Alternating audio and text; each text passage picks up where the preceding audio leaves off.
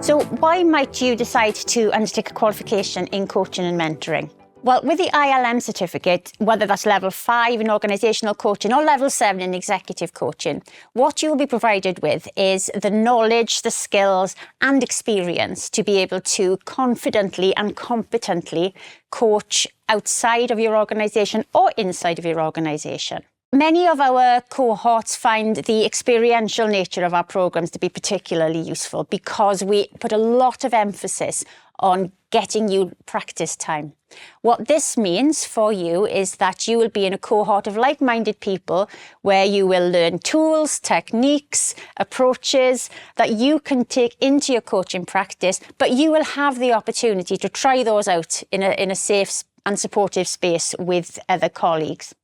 So a qualification, such as the ILM, which is a recognised qualification, can be very useful in demonstrating to your clients that not only have you invested in your own development, but that you have the competence and you have the skill to support them to achieve their goals.